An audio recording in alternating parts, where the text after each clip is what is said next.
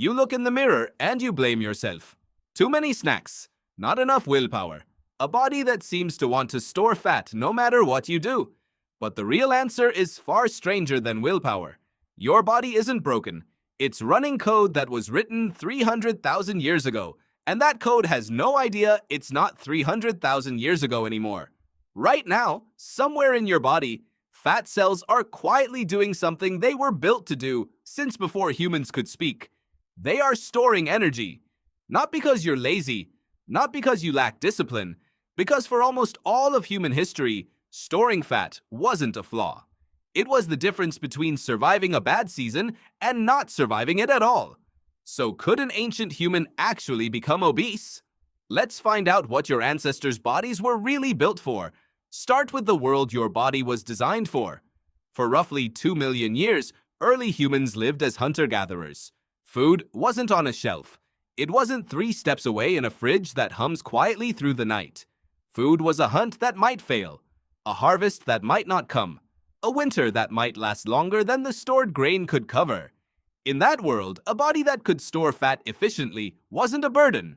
It was insurance. Anthropologist Herman Poncer spent years studying the Hadza, a hunter-gatherer community in Tanzania, who still live largely off wild foods. What he found surprised a lot of people. The Hadza aren't leaner because they burn dramatically more calories through constant movement. Their total daily energy expenditure looks remarkably similar to people living sedentary lives in cities.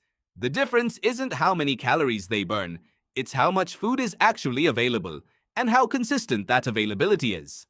That single finding quietly demolishes a popular myth. The myth that ancient humans were naturally thin because they were naturally active, and that modern humans are fat because modern humans are lazy. The truth is less about movement and more about abundance, or the lack of it. Here's where it gets stranger.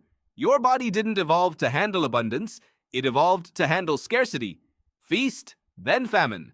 Feast, then famine, over and over for hundreds of thousands of years. And a body that survives famine is a body that gets extremely good at holding on to every spare calorie it can find.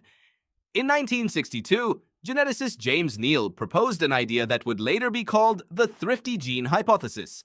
His theory was simple. If your ancestors regularly faced periods of famine, then any gene that helped the body store fat more efficiently during times of plenty would have been a massive survival advantage. People who could pack on fat quickly during a good harvest were the people who survived the bad harvest that followed. Over thousands of generations, those genes didn't just survive, they spread. Which means the very trait that frustrates you today, a body that stores fat easily, wasn't a mistake evolution made. It was evolution's answer to a world of unpredictable food. Your body isn't malfunctioning. It's succeeding brilliantly at a problem that no longer exists.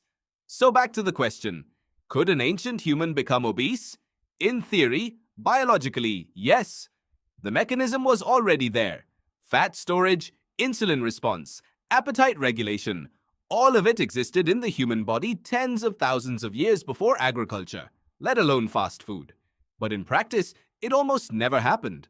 Not because ancient bodies couldn't get there, because the environment never gave them the chance. Think about what obesity actually requires. A consistent caloric surplus day after day for months or years. Ancient humans rarely had that. Food had to be hunted, tracked, chased, dug up, or gathered by hand. Even in unusually food-rich environments, there was no year-round guarantee. Seasons changed, herds moved, droughts happened.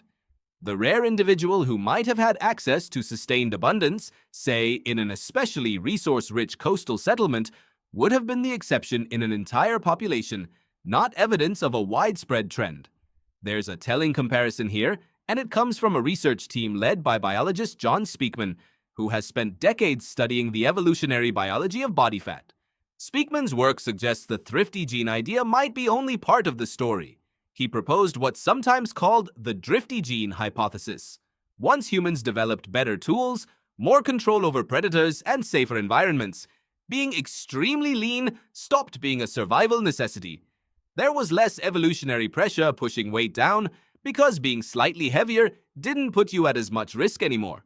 In other words, Your body wasn't just built to store fat when it could. Over time, it also lost some of the pressure that once kept fat storage in check. Now picture two forces meeting for the first time in human history. A body engineered by scarcity to grab and hold,